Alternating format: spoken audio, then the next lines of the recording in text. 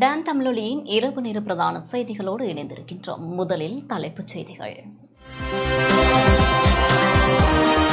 அனைவரும் சம பங்காளிகளாக ஒரு கூட்டமைப்பாக இணைந்தால் அதில் சேர முடியும் என புளொட் அமைப்பு அறிவிப்பு. அம்பாறை மற்றும் திருகோணமலையில் தமிழ் தேசியம் சார்ந்த கட்சிகள் இணைந்து போட்டியிட முடியும், சட்டத்தரணி நா. ஸ்ரீகாந்தா கருத்து. ஐக்கிய மக்கள் கூட்டணியில் எதிர்வரும் நாடாளுமன்ற தேர்தலில் போட்டியிட தமிழ் முற்போக்கு கூட்டணி தீர்மானம். சாதாரணதர பரீட்சை பெறுபேறுகளின் அடிப்படையில் 75.72% உயர்தரம் கற்க தகுதி பெற்றுள்ளனர் என பரீட்சைகள் ஆணையாளர் நாயகம் அமித் ஜயசுந்தர தெரிவிப்பு. புலமை பரிசில் பரீட்சையினை மீள நடத்துவது மாணவர்களின் மனநிலையில் பாரிய பாதிப்பை ஏற்படுத்தும், விசேட நிபுணர் குழு தெரிவிப்பு. தொடர்வது முதன்மைச் செய்தி.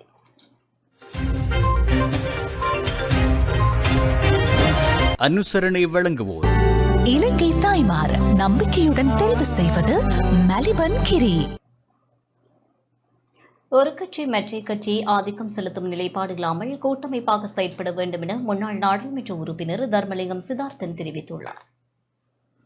அனைவரும் சம பங்காளிகளாக ஒரு கூட்டமைப்பாக இணைந்தால் அதில் சேர முடியும் என புளொட் அமைப்பின் தலைவர் தர்மலிங்கம் சித்தார்த்தன் தெரிவித்துள்ளார். வவுனியாவில் ஊடகங்களுக்கு கருத்து தெரிவிக்கும் போதே அவர் இதனை தெரிவித்தார். தமிழ் கட்சிகள் அனைத்துமே ஒன்றாக செயற்பட வேண்டும், ஒற்றுமையாக செயற்பட வேண்டும். ஒரு கட்சி மற்ற கட்சியை ஆதிக்கம் செலுத்துகின்ற நிலைமைகள் எல்லாம் விட்டு கூட்டாக செயல்பட வேண்டும். இதுதான் கடந்த காலங்களிலே தமிழரசு கட்சியுடைய சின்னத்தில் நாங்கள் டிஎன்ஏயாக செயல்படுகின்ற போது பல பிரச்சனைகள் எங்களுக்கு உருவாகி கொண்டிருந்தது. கூட்டமைப்பை விட்டு தமிழரசு கட்சி சென்ற பின்பு அதன் பிறகு நாங்கள் தனியாகவே ஒரு கூட்டமைப்பாக இயங்கி வருகின்றோம்.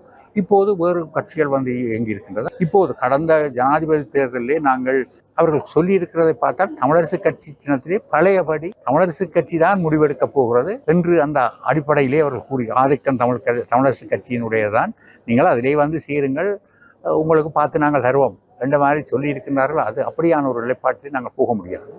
எல்லாரும் சம பங்காளிகளாக கூட்டமைப்பை உருவாக்கினால் அதில் போய் சேர்வதில் எந்த பிரச்சனையும் இல்லை. ஜனநாயக தமிழ் தேசிய கூட்டணிக்கு சங்கு சின்னத்தை எடுப்பது நல்லது என்ற ஒரு அபிப்பிராயம் இருந்தது. ஆகவே நாங்கள் அதற்கான ஒரு முயற்சியை செய்வதற்காக தீர்மானித்திருக்கின்றோம். அந்த முயற்சியை செய்வோம். தமிழ் மக்களை பொறுத்தமட்டில் அன்று தொடக்கம் ஏறக்குறைய 86க்கு பிறகு ஒரு சரியான நியாயமான தீர்வை நோக்கித்தான் அவர்கள் வாக்களித்து வருகின்றார்கள். தமிழீழ மக்கள் விடுதலை கழகம் மற்றும் ஜனநாயக தமிழ் தேசிய கூட்டணியின் பொதுச்சபை கூட்டம் வவுனியாவில் இன்று இடம்பெற்றது. கட்சியின் தலைவர் தர்மலிங்கம் சித்தார்த்தன் தலைமையில் கூட்டம் இடம்பெற்றது. இதன்போது ஜனநாயக தமிழ் தேசிய கூட்டணியின் செயலாளராக நாகலிங்கம் ரட்னலிங்கம் பொதுச்சபையினால் உத்தியோகபூர்வமாக தெரிவு செய்யப்பட்டார். கட்சியின் அடுத்த கட்ட செயற்பாடுகள் தொடர்பிலும் இதன்போது கலந்துரையாடப்பட்டது.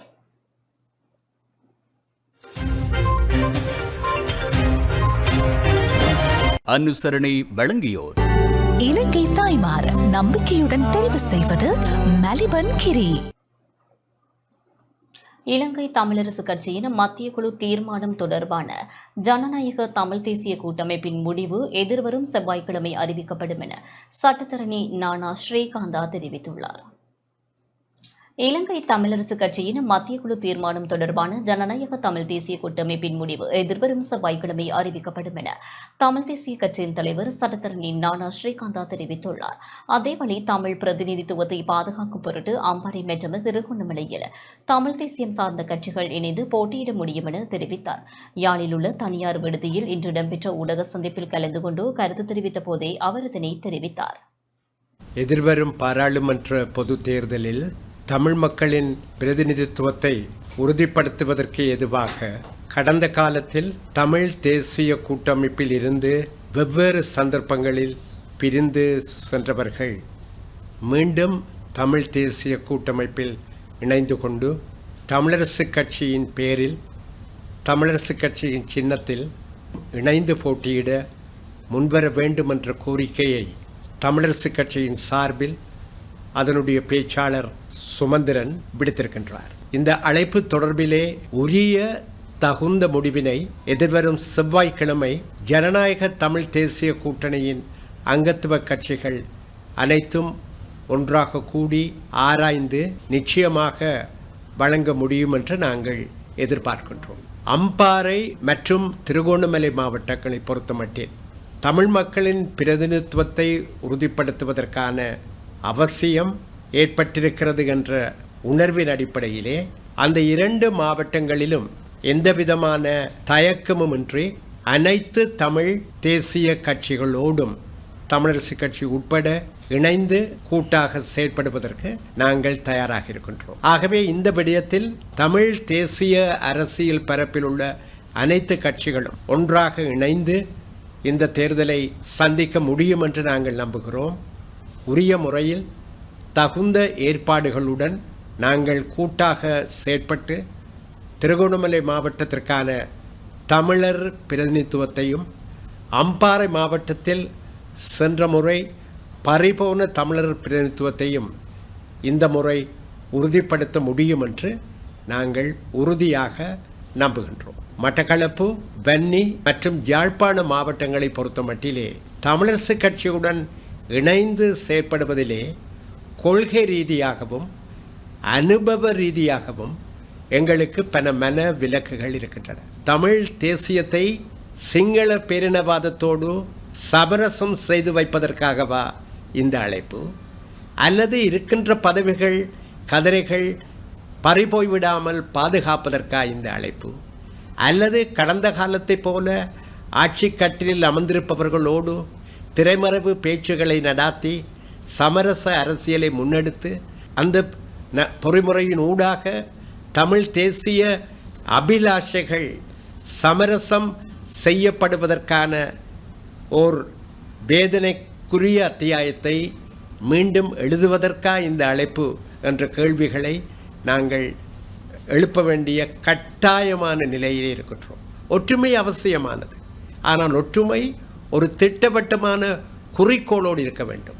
நாங்கள் பேசுகிற இந்த ஒற்றுமை வலுவானதாக, கொள்கை ரீதியானதாக, குறிக்கோளுடன் கூடியதாக இருக்க வேண்டுமானால் நாங்கள் தமிழரசு கட்சியில் ஆதிக்கம் செலுத்தி கொண்டிருக்கிற நண்பர் சுமந்திரன் தலைமையிலான குழுவினருடன் ஒரு பொழுதும் அந்த ஒற்றுமையை ஏற்படுத்த முடியாது, ஏற்படுத்தக்கூடாது என்பதுதான் எமது தமிழ் தேசிய கட்சியின் உறுதியான நிலைப்பாடு. தமிழரசு கட்சிக்குள்ளே ஒற்றுமைப்பட முடியாதவர்கள் சொந்த சுயநலங்களுக்காக இன்றைக்கு தனியொரு அணியினை நடாத்தி கொண்டிருப்பவர்கள் இன்றைக்கு ஒற்றுமைக்கான அழைப்பினை புன்முறுவலோடு விடுப்பது என்பது எங்களை பொறுத்த மட்டிலே ஒட்டுமொத்த தமிழ் மக்களையும் ஏமாற்றுவதாகத்தான் இருக்க முடியும். தமிழரசு கட்சியில் உள்ள இலட்சியவாதிகள், கொள்கைவாதிகள் இன்னமும் தமிழரசு கட்சியின் அடிப்படை நோக்கத்தோடு இணைந்து செல்பவர்களோடு கைகோர்த்து நிற்பதிலே எங்களுக்கு பிரச்சனை இல்லை. தமிழ் மக்கள் பொதுச்சபை நாடாளுமன்ற தேர்தலில் நேரடியாக ஈடுபடாதிருக்க தீர்மானித்துள்ளது. நாடாளுமன்ற தேர்தலில் தமிழ் மக்கள் பொதுச்சபை நேரடியாக ஈடுபடாதென தீர்மானம் எடுக்கப்பட்டுள்ளது. இன்று திருகோணமலை உப்புவெளி ஆயிரல்ல மண்டபத்தில் இடம்பெற்ற பொதுச்சபை கூட்டத்தில் குறித்த தீர்மானம் மேற்கொள்ளப்பட்டுள்ளது. மேலும் சங்க சின்னத்தை இத்தேர்தலில் பயன்படுத்துவதை தவிர்க்குமாறு பொது கட்டமைப்புக்குள் உள்ள கட்சிகளிடம் கோரவுள்ளதாகவும் குறித்த கூட்டத்தில் தீர்மானிக்கப்பட்டுள்ளது.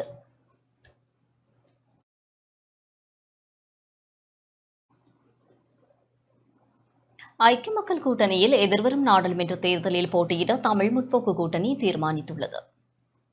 எதிர்வரும் பொது தேர்தலில் ஐக்கிய மக்கள் கூட்டணியில் போட்டியிடுவதற்கு தமிழ் முற்போக்கு கூட்டணி தீர்மானித்துள்ளது. கொழும்பில் இன்று இடம்பெற்ற ஊடகவியலாளர் சந்திப்பின் போது கூட்டணியின் தலைவரும் முன்னாள் நாடாளுமன்ற உறுப்பினருமான மனோபநேசன் இந்த விடயத்தை தெரிவித்தார். இன்று தமிழ் முற்போக்கு கூட்டணியின் அரசியல் குழு கூட்டம் இங்கே கொழும்பில் நடைபெற்று விரிவாக தெளிவாக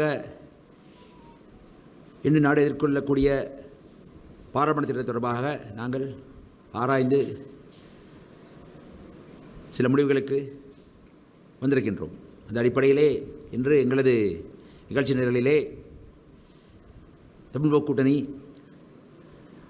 அகில இலங்கை ரீதியாக தமிழ் கட்சிகளின் கூட்டோடு இடம்பெற வேண்டுமா, அல்லது தமிழ் முஸ்லீம் கட்சிகள் இணைந்த கூட்டத்தில் இடம்பெற வேண்டுமா, தமிழ் முற்போக்கு கூட்டணி தனித்து போட்டியிட வேண்டுமா, அல்லது ஐக்கிய மக்கள் கூட்டணியின் பங்காளி கட்சியாக செயல்பட வேண்டுமா என்ற தொடர்பாக நாங்கள் விரிவாக ஆராய்ந்தோம். தமிழ் கட்சிகள், தமிழ் முஸ்லீம் கட்சிகள் தொடர்பாக பேசுகின்ற பொழுது அத்தகைய சகோதர கட்சிகளிடமிருந்து தெளிவான முறையிலே முன்மொழிவுகள் வராத காரணத்தினாலே, எங்களது கால அவகாசம் குறைவாக இருக்கின்ற காரணத்தினாலே அவற்றை நாங்கள் ஒரு புரிந்துணர்வு அடிப்படையில் வைத்துக்கொண்டு தேர்தலின் அடிப்படையில் நாங்கள் ஐக்கிய மக்கள் கூட்டணியிலே போட்டியிடுவதாக நாங்கள் தீர்மானித்திருக்கின்றோம். இது மகிழ்ச்சியோடு எங்கள் மக்களுக்கு அறிவித்திருக்கின்றோம்.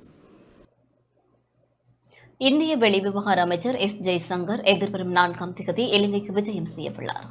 ஜனாதிபதி அனுரகுமார திசாநாயக்கவுடன் பேச்சுவார்த்தை மேற்கொள்வதற்காக இந்திய வெளிவிவகார அமைச்சர் எஸ் ஜெய்சங்கர் இலங்கைக்கு ஒருநாள் விஜயத்தை மேற்கொள்ளவுள்ளார். எதிர்வரும் 4ஆம் தேதி அவர் இந்த விஜயத்தை மேற்கொள்ளவுள்ளார். தேர்தலுக்கு முன்னதாக அனுரகுமார திசாநாயக்க புதுடில்லிக்கு விஜயம் மேற்கொண்டிருந்த வேளை ஜெய்சங்கர் அவரை சந்தித்திருந்தார். இந்திய வெளிவிவகார அமைச்சரின் விஜயத்தின் போது இந்தியாவின் உதவியுடன் முன்னெடுக்கப்படும் பல திட்டங்கள் குறித்து ஆராயப்படலாம் என தகவல்கள் வெளியாகியுள்ளன. அரசியலமைப்பு பேரவையில் ஜனாதிபதியின் பிரதிநிதியாக அமைச்சர் விஜித ஹேரத் நியமிக்கப்பட்டுள்ளார். முன்னாள் ஜனாதிபதியின் பிரதிநிதியாக அரசியலமைப்பு பேரவையில் அங்கம் வகித்த நிமல் ஸ்ரீபாலடி செல்வாவை உடனடியாக அமலுக்கு வரும் வகையில் ஜனாதிபதி அனுரகுமார திசாநாயக்க அதிலிருந்து நீக்கியுள்ளார். அவருக்கு பதிலாக தனது பிரதிநிதியாக அமைச்சர் விஜித ஹேரத்தை ஜனாதிபதி நியமித்துள்ளார். இந்த விடயம் சபாநாயகர் மஹிந்த யாபாபே விருதினவுக்கு எழுத்து மூலம் அறிவிக்கப்பட்டுள்ளது. தற்போதைய அரசியலமைப்பின் பிரகாரம் நாடாளுமன்றம் கலைக்கப்பட்டாலும் அடுத்த நாடாளுமன்றம் கூடும் வரை சபாநாயகர் தலைமையில் அரசியலமைப்பு பேரவை செயற்பட வேண்டும். தற்போதைய நிலவரப்படி அரசியலமைப்பு பேரவையின் தலைவராக சபாநாயகர் மஹிந்த யாபாபே விருதின தொடர்ந்தும் செயற்படுகின்றார். பிரதமர் கலாநிதி ஹரிணி அமரசூரிய, அமைச்சர் விஜித ஹேரத், சஜித் பிரேமதாச, கபீர் ஹாசிம், சாகர காரியவசம் மற்றும் சிவில் அமைப்புகளின் பிரதிநிதிகளான கலாநிதி பிரதாப் ராமானுஜம், கலாநிதி அனுலா விஜய் சுந்தர மற்றும் கலாநிதி தினேஷா சமரரட்ன ஆகியோர் இதன் ஏனைய உறுப்பினர்களாவர். சாதாரணதர பரீட்சை பெறுபேறுகளின் அடிப்படையில் 75.72 மாணோர் உயர்தரம் கற்க தகுதி பெற்றுள்ளனர் என பரீட்சைகள் ஆணையாளர் நாயகம் அமித் ஜெயசுந்தர் தெரிவித்துள்ளார். 2023ஆம் ஆண்டுக்கான கல்வி பொதுதராதர சாதாரணதர பரீட்சையில் 13,309 பேர் சகல பாடங்களிலும் அதிதிறமை சித்திகளை பெற்றுக் கொண்டுள்ளதாக பரீட்சைகள் திணைக்கள ஆணையாளர் நாயகம் அமித் ஜெயசுந்தர் தெரிவித்துள்ளார். கொழும்பில் இன்று இடம்பெற்ற ஊடகவியலாளர் சந்திப்பின் போதே அவர் இதனை குறிப்பிட்டார். 3,22,537ක්. ඒ අතුරින් 2,44,228ක් கல்வி பொதுத்தராதர சாதாரணதர பரீட்சை முடிவுகள் வெளியிடப்பட்டுள்ளன. இந்த பரீட்சையில் முதல் தடவையாக 3,22,537 மாணவர்கள் தோற்றியிருந்தனர்.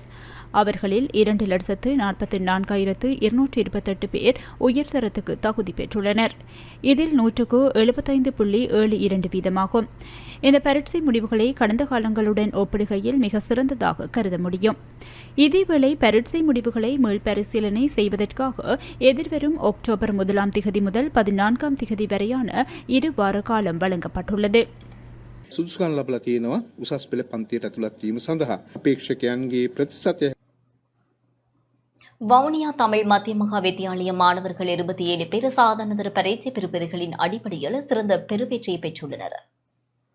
வெளியாகியுள்ள கல்வி பொதுதராதர சாதாரணதர பரீட்சை பெறுபேறுகளின் அடிப்படையில் வவுனியா தமிழ் மத்திய மகா வித்தியாலய வரலாற்றில் முதல் தடவையாக 27 மாணவர்கள் 9 பாடங்களிலும் விசேட சித்தி பெற்றுள்ளதாக பாடசாலை அதிபர் ஆவண்ணா லோகேஸ்வரன் தெரிவித்துள்ளார். 18 மாணவர்கள் 8 பாடங்களில் விசேட சித்தியை பெற்று சித்தி அடைந்துள்ளதுடன் அதிகளவான மாணவர்கள் இம்முறை அனைத்து பாடங்களிலும் சித்தி அடைந்துள்ளதாகவும் பாடசாலை அதிபர் தெரிவித்துள்ளார். இதேவழி வவுனியா இரம்பைக்குளம் மகளிர் கல்லூரி மாணவிகள் 25 பேர் சாதாரண தர பரீட்சை பெறுபேறுகளின் அடிப்படையில் 9 பாடங்களிலும் விசேட சித்தி பெற்றுள்ளதாக பாடசாலை அதிபர் தெரிவித்தார். 16 மாணவர்கள் 8 பாடங்களில் விசேட சித்தியை பெற்றுள்ளதாகவும் அவர் தெரிவித்தார். இந்நிலையில் யாழ்ப்பாணம் வட்டுக்கோட்டை இந்து கல்லூரி மாணவன் கேதீஸ்வரன் கேசவன் 9A சித்திகளை பெற்று பாடசாலைக்கு பெருமை சேர்த்துள்ளார். யாழ் மானிப்பாய் மகளிர் கல்லூரியில் 4 மாணவிகள் 9 பாடங்களிலும் விசேட சித்தி பெற்றுள்ளதுடன் 12 மாணவர்கள் 8 பாடங்களில் விசேட சித்தி பெற்றுள்ளனர். புலமைப்பரிசில் பரீட்சையினை மீள நடத்துவது மாணவர்களின் மனநிலையில் பாரிய பாதிப்பை ஏற்படுத்தும் என விசேட நிபுணர் குழு தெரிவித்துள்ளது. தரம் 5 புலமை பரிசில் பரீட்சை வினாத்தாள் முறைகேடு தொடர்பில் விசாரணை நடத்துவதற்காக நியமிக்கப்பட்ட நிபுணர் குழுவினால் பரிந்துரையொன்று முன்வைக்கப்பட்டுள்ளதாக கல்வி அமைச்சு தெரிவித்துள்ளது. இதன்படி புலமை பரிசில் பரீட்சையின் போது கசிந்ததாக கூறப்படும் 3 வினாக்களுக்கு பரீட்சைக்கு தோற்றிய அனைத்து மாணவர்களுக்கும் புள்ளிகளை வழங்குவது பொருத்தமானது என குறித்த குழுவினால் பரிந்துரைக்கப்பட்டுள்ளது. நிபுணர் குழுவின் குறித்த பரிந்துரைக்கு அமைய நடவடிக்கைகளை மேற்கொள்ள தீர்மானிக்கப்பட்டுள்ளதுடன் வினாத்தாள் மதிப்பீடு பணிகளை விரைவில் ஆரம்பித்து தாமதமின்றி பெறுபேறுகளை வெளியிட நடவடிக்கைகளை மேற்கொண்டு வருவதாக கல்வி அமைச்சு தெரிவித்துள்ளது. மேலும் பரீட்சையினை மீள நடத்துவது மாணவர்களின் மனநிலையில் பாரிய பாதிப்பை ஏற்படுத்தும் எனவும் அந்த நிபுணர் குழு சுட்டிக்காட்டியுள்ளதாக அறிக்கையில் குறிப்பிடப்பட்டுள்ளது.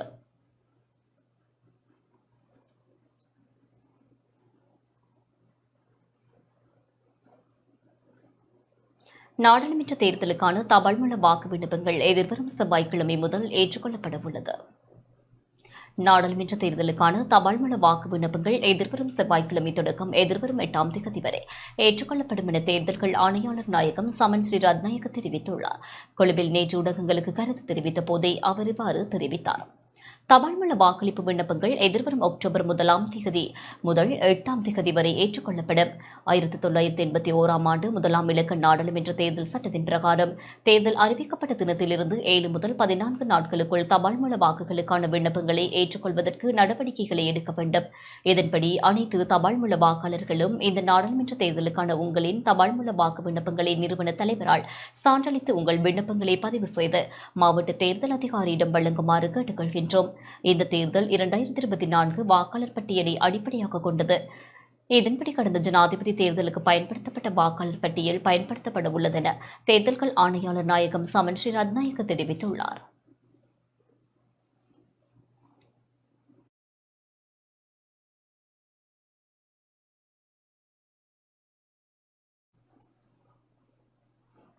கிளிநொச்சியில் இளைஞர்களுக்கு இடையில் இன்று கலந்துரையாடல் இடம்பெற்றது. மாற்றத்துக்கான இளையோர் எனும் துணைப்பொருளில் கிளிநொச்சியில் இன்று கலந்துரையாடல் இடம்பெற்றது. நடைபெறவுள்ள நாடாளுமன்ற தேர்தலில் பதிவு செய்யப்பட்ட கட்சிகள் இளைஞர்களுக்கும் புதிய முகங்களுக்கும் வாய்ப்பளிக்க வேண்டும் என்ற நிலைப்பாட்டிற்கு அழுத்தம் கொடுக்கும் வகையில் குறித்து கலந்துரையாடல் இடம்பெற்றது. இக்கலந்துரையாடலில் யாழ்ப்பாணம், வன்னி தேர்தல் மாவட்டங்களிலிருந்து இளைஞர்கள் பலர் கலந்து கொண்டனர். இதன்போது சுயேட்சையாக இளைஞர்களை தேர்தலில் போட்டியிட வேண்டுமென இளைஞர்களால் வலியுறுத்தப்பட்டது. ஆனாலும் இந்த தேர்தலில் போட்டியிடுவது தொடர்பில் முடிவு இல்லை என தீர்மானிக்கப்பட்டது. இளைஞர்களை ஒன்று திரட்டி மாற்றத்தை ஏற்படுத்துவதற்கான பணிகளை முன்னெடுக்க 7 பேர் கொண்ட குழு உருவாக்கப்பட்டதுடன் கட்சிகளுக்கு இளைஞர்களை உள்வாங்க அழுத்தம் கொடுப்பதெனவும் தீர்மானிக்கப்பட்டது. எங்களின் பிரதான நோக்கமாக இருப்பது 2024ஆம் ஆண்டு நடைபெற இருக்கிற பாராளுமன்ற தேர்தல் தொடர்பானது. குழு ஒன்றை நாங்கள் உருவாக்கியிருக்கிறோம். அந்த குழுவின் பிரதான நோக்கமாக 50% இளைஞர் யுவதிகளுக்கு வாய்ப்பு கொடுக்கிற கட்சிக்கு ஆதரவு அளிப்பது, அல்லது ஏற்கனவே இங்கே சுயேட்சையாக களம் காணப்போகிற சுயேட்சை குழுக்களுக்கு இதய சுத்தீரியன் செயற்படக்கூடிய சுயேட்சை குழுக்களோடு நாங்கள் கலந்துரையாடல் செய்து இன்று உருவாக்கப்பட்ட வழிநடத்தல் குழுவினூடாக அந்த சுயேட்சை குழுவோடு நாங்கள் சேர்ந்து எங்கள் மாவட்டத்தின், எங்கள் மாகாணத்தின் வெற்றிக்காக பயணிப்பது என்று நாங்கள் முடிவெடுத்திருக்கிறோம். இந்த கட்டமைப்பு எந்தவித அழுத்தத்தின் பிரயோகத்தின் பாலோ இல்லை. எங்கள் இளைஞர்களுக்கூடாக எங்களுக்கு நாங்கள் என்கிற துணைப்பொருளில் எங்களுக்காக நாம் எங்களை வழிநடத்துவது அல்லது எங்களுக்கூடாக எங்கள் பொருளாதாரத்தை கட்டமைப்பது, எங்களுக்கூடாக எங்கள் மாவட்டத்தை வளர்த்தெடுப்பதே எங்களின் பிரதான நோக்கமாக இருக்கிறது. இலங்கை கடற்பரப்பில் அத்துமீறி நுழைந்து மீன்பிடித்த 17 இந்திய மீனவர்களும் விளக்கமறியலில் வைக்கப்பட்டுள்ளனர். இலங்கை கடற்பரப்பில் அத்துமீறி நுழைந்து மீன்பிடித்த நிலையில் கைது செய்யப்பட்ட 17 இந்திய மீனவர்களையும் எதிர்வரும் 10ஆம் தேதி வரை விளக்கமறியலில் வைக்க மன்னார் நீதவான் இன்று உத்தரவிட்டார். இன்று அதிகாலை இலங்கை கடற்பரப்பில் அத்துமீறி நுழைந்து மீன்பிடித்துக் கொண்டிருந்த போது கடல் ரோந்து பணியில் ஈடுபட்ட இலங்கை கடற்படையினர் 2 இந்திய இழுவை படகுகளையும் அதிலிருந்து 17 இந்திய மீனவர்களையும் கைது செய்தனர். பின்னர் குறித்த மீனவர்களையும் இழுவை படகுகளையும் கடற்படையினர் தலைமன்னார் கடற்படையினரிடம் ஒப்படைத்தனர். தலைமன்னார் கடற்படையினர் விசாரணைகளின் பின்னர் இன்று மாலை மன்னார் கடற்தொழில் திணைக்கள அதிகாரிகளிடம் ஒப்படைத்தனர். இதன்போது யாழ் இந்திய துணை தூதரக அதிகாரிகள் வருகை தந்து மீனவர்களுடன் கலந்துரையாடினர். கடற்தொழில் திணைக்கள அதிகாரிகள் விசாரணைகளை மேற்கொண்ட நிலையில் குறித்த 17 இந்திய மீனவர்களையும் மன்னார் நீதவான் முன்னிலையில் ஆஜர்படுத்தினர். இதன்போது விசாரணைகளை மேற்கொண்ட மன்னார் நீதவான் குறித்த மீனவர்களை எதிர்வரும் 10ஆம் தேதி வரை விளக்கமறியலில் வைக்குமாறு உத்தரவிட்டார்.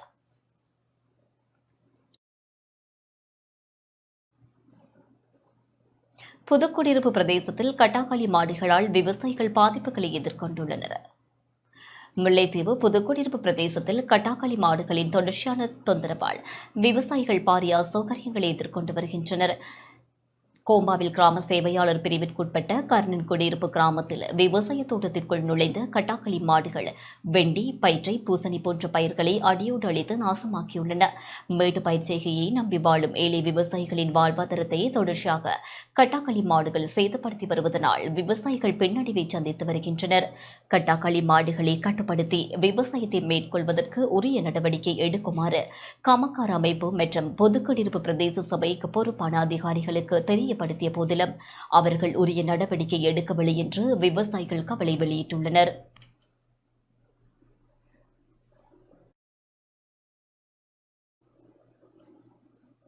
மட்டக்களப்பு கல்லடி அன்னை வேளாங்கண்ணி ஆலய வருடாந்த திருவிழா நிறைவு பெற்றது. மட்டக்களப்பு கல்லடி அன்னை வேளாங்கண்ணி ஆலயத்தின் வருடாந்த திருவிழா கொடி இறக்கத்துடன் இன்று நிறைவு பெற்றது. கடந்த 20ஆம் தேதி ஆலய பங்கு தந்தை அருட்பணி லோரன்ஸ் லோகநாதன் அடிகளார் தலைமையில் கொடியேற்றத்துடன் ஆரம்பமாகிய திருவிழா நாட்களில் தினமும் மாலை திருச்செபமாலையும் தொடர்ந்து திருப்பலியும் ஒப்புக் கொடுக்கப்பட்டு நேற்று மாலை அன்னையின் திருச்சொருப பவனி இடம்பெற்றதனைத் தொடர்ந்து நற்கருணை ஆராதனை நடைபெற்றது. இன்று காலை மன்னார் மறை மாவட்ட இயேசு சபை துறவி அருட்தந்தை ஆண்டனி ரோபர்ட் அடிகளார் தலைமையில் திருவிழா கூட்டு திருப்பலி ஒப்புக் கொடுக்கப்பட்டு கொடியிறக்கத்துடன் இவ்வாண்டிற்கான ஆலய திருவிழா இனிதே நிறைவடைந்துள்ளது. இத்திருவிழா கூட்டு திருப்பலியில் மட்டக்களப்பு மறை மாவட்ட இயேசு சபை துறவிகளான அருட்தந்தை ரோசான் அடிகளார், அருட்தந்தை ஜோசப் மேரி அடிகளார் உட்பட அருட்தந்தையர்கள், அருட்சகோதரிகள், அருட்பணியாளர்கள், துறவியர்கள், பங்கு மக்கள் மற்றும் ஆலய பங்கு மக்களின் அதிகளவானோர் கலந்து கொண்டனர். திருவிழா திருப்பலியை தொடர்ந்து ஆலய முன்றலில் இடம்பெற்ற அன்னையின் திருச்சொருப ஆசிருடன் ஆலய வருடாந்த திருவிழா கொடி இறக்கத்துடன் நிறைவு பெற்றது.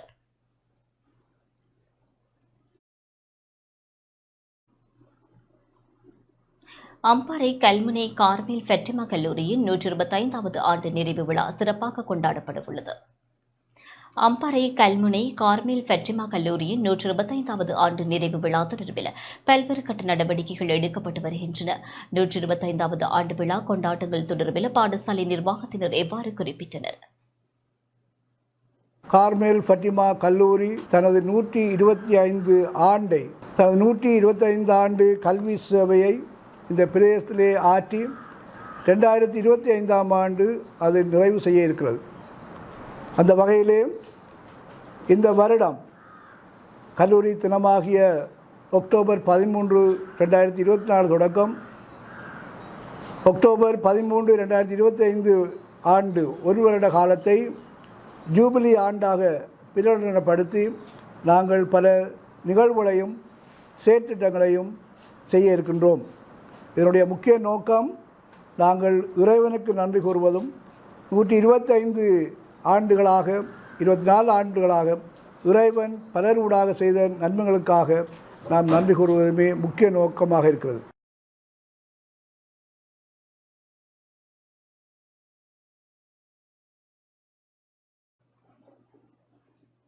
மறைக்கல்வி தினத்தை முன்னிட்டு மட்டக்களப்பு பிராந்திய கிறிஸ்தவ வாழ்வு சமூகத்தின் ஏற்பாட்டில் சிநேகபூர்வ மென்பந்து துடுப்பாட்ட போட்டி நடாத்தப்பட்டது.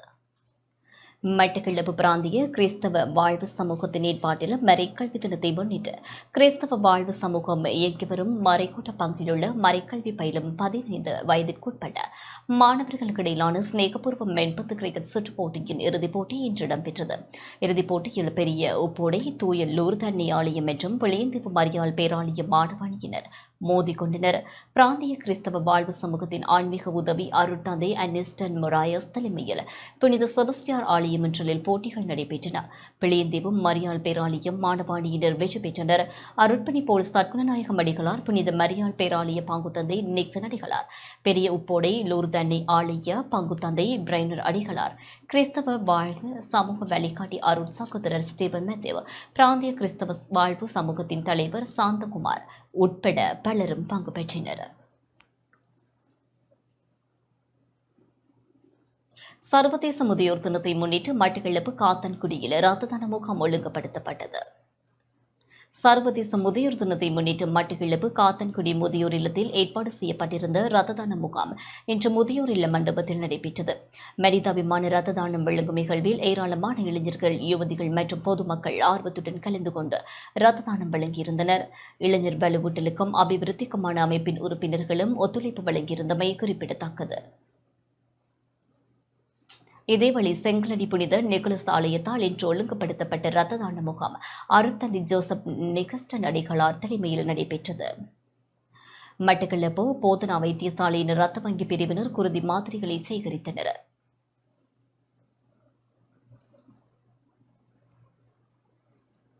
மட்டக்களப்பு செங்கலடி புனித நிக்கோலஸ் ஆலயத்தில் ஞாயிறு விற்பனை சந்தை திட்டம் அமல்படுத்தப்பட்டுள்ளது.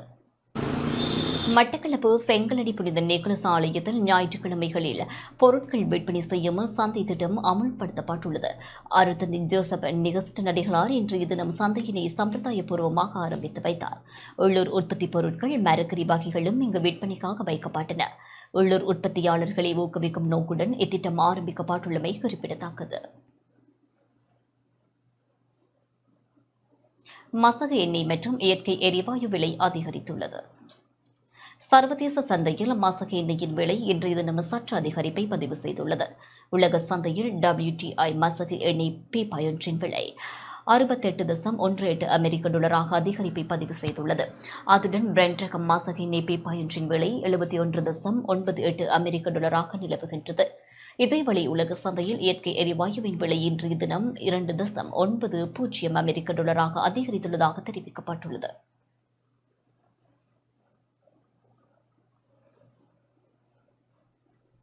தேசியவாத கொள்கைகளுக்கு இணங்கக்கூடிய தரப்புகள் மட்டுமே கூட்டணியில் இணைந்து கொள்ள முடியும் என பொதுஜன பெரமுன அறிவித்துள்ளது. மொட்டு கட்சி பொய்யாக கூட்டணிகளை அமைக்காதென ஸ்ரீலங்கா பொதுஜன பெரமுனவின் பொதுச் செயலாளர் சட்டத்தரணி சாகர காரியவசம் தெரிவித்துள்ளார். எதிர்வரும் பொது தேர்தலில் பொதுஜன முன்னணியின் வேட்புமனுக்களில் பெண்கள் மற்றும் இளைஞர்களுக்கு கூடுதல் சந்தர்ப்பம் வழங்கப்படும் என குறிப்பிட்டுள்ளார். வேட்புமனு தயாரிப்பு தொடர்பில் 2 குழுக்கள் நிறுவப்பட்டுள்ளன. கீழ்மட்ட குழுவினால் தீர்மானங்களை எடுக்க முடியாத நிலையில் உயர்மட்ட குழுவின் உதவி பெற்றுக் கொள்ளப்படும் என அவர் தெரிவித்துள்ளார். தேசியவாத முகாம்களை ஒன்றிணைத்து இந்த தேர்தலில் போட்டியிட திட்டமிட்டுள்ளதாகவும் இணக்கப்பாடில்லா தரப்புகளுடன் இணைந்து பொய்யாக கூட்டணிகள் அமைக்கப்படாது என அவர் குறிப்பிட்டுள்ளார். பொதுஜன முன்னணியின் தேசியவாத கொள்கைகளுக்கு இணங்கக்கூடிய தரப்புகள் மட்டுமே கூட்டணியில் இணைந்து கொள்ள முடியும் எனவும் சாகர காரியவசம் தெரிவித்துள்ளார்.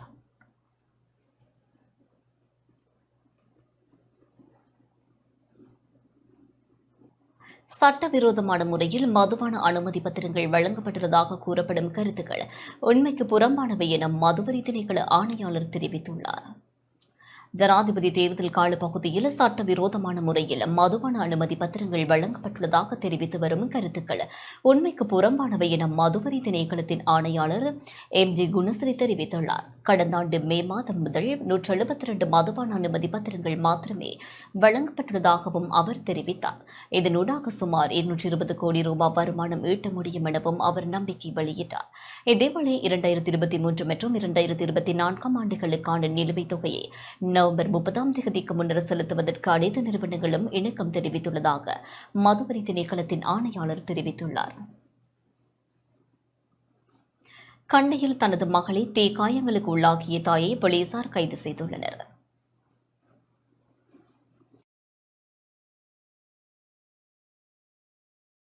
முன்பள்ளிக்கு செல்ல மறுத்த தனது மகளை தீக்காயங்களுக்கு உள்ளாக்கிய தாயொருவரை கண்டி போலீசார் கைது செய்துள்ளனர். கண்டி நாகஸ்தன பகுதியில் வாடகை வீடொன்றில் தங்கியிருந்த 30 வயதுடைய பெண் ஒருவரே இவ்வாறு கைது செய்யப்பட்டுள்ளார். குறித்த தாய் கரண்டியை சூடாக்கி சிறுமியின் உடலில் தீக்காயங்களை ஏற்படுத்தியுள்ளமை விசாரணைகளின் மூலம் தெரியவந்துள்ளது. காயமடைந்த சிறுமி தற்போது கண்டி தேசிய வைத்தியசாலையில் சிகிச்சை பெற்று வருவதாக போலீசார் தெரிவித்துள்ளனர்.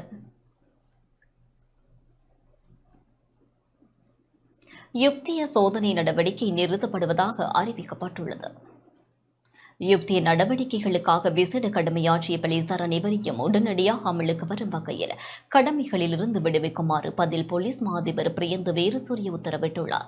அனைத்து பிரதி போலீஸ் மா அதிபர்கள் உள்ளிட்ட பொறுப்பு வாய்ந்த அதிகாரிகளுக்கும் அனுப்பிய கடிதத்தில் யுக்திய நடவடிக்கைக்கு சிறப்பு அதிகாரிகளை ஈடுபடுத்தியமையால் போலீஸ் நிலையங்கள் மற்றும் பிரிவுகளின் கடமைகள் தடைப்பட்டுள்ளன என தெரியவந்துள்ளதாகவும் பதில் போலீஸ் மா அதிபர் குறிப்பிட்டுள்ளார்.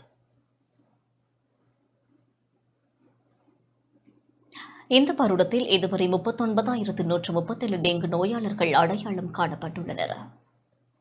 இந்த வருடத்தின் இதுவரையான காலப்பகுதியில் 39,137 டெங்கு நோயாளர்கள் அடையாளம் காணப்பட்டுள்ளனர்.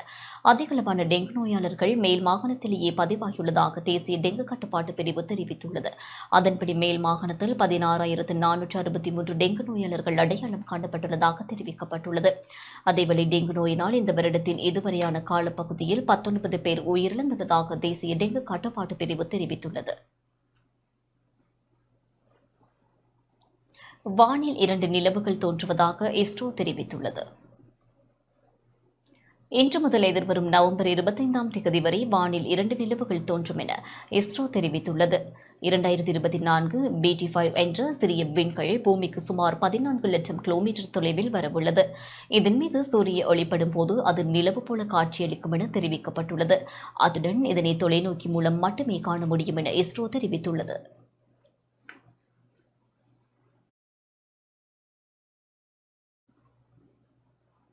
தொடர்வது விளையாட்டுச் செய்தி.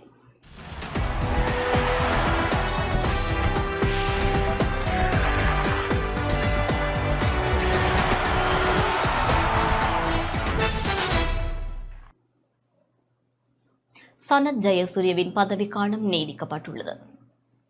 இலங்கை தேசிய கிரிக்கெட் அணியின் இடைக்கால தலைமை பயிற்றுவிப்பாளரான சனத் ஜெயசூரியவின் பதவிக்காலம் நீடிக்கப்பட்டுள்ளதாக இலங்கை கிரிக்கெட் சபை அறிவித்துள்ளது. இதனை அடுத்து சனத் ஜெயசூரியவின் பதவிக்காலம் மேலும் 1 வருடத்திற்கு நீடிக்கப்படுவதாக அறிவிக்கப்பட்டுள்ளது. இலங்கை அணியின் தலைமை பயிற்றுவிப்பாளராக செயற்பட்டு வந்த கிறிஸ் சில்வர்வுட் ICC T20 உலக கிண்ணத்துடன் தலைமை பயிற்றுவிப்பாளர் பதவியிலிருந்து விலகியதை தொடர்ந்து சனத் ஜெயசூரிய இடைக்கால தலைமை பயிற்றுவிப்பாளராக நியமிக்கப்பட்டார். சனத் ஜெயசூரியவின் தலைமை பயிற்றுவிப்பின் கீழ் இலங்கை அணி இந்திய அணிக்கு எதிரான ஒரு நாள் தொடரை கைப்பற்றியதோடு இங்கிலாந்து மண்டல் டெஸ்ட் போட்டியொன்றிலும் வெற்றியீட்டியமை குறிப்பிடத்தக்கது.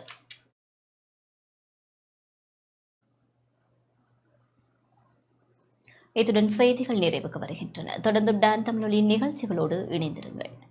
வணக்கம்.